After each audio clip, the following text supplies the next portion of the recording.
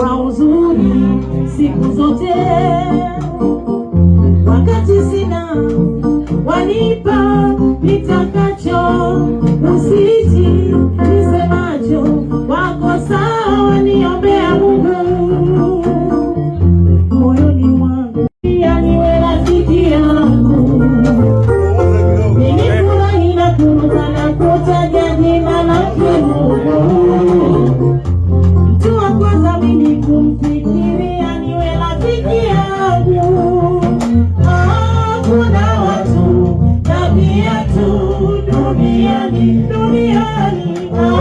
kuna watu wasiopenda maendeleo, kuna watu tabia tu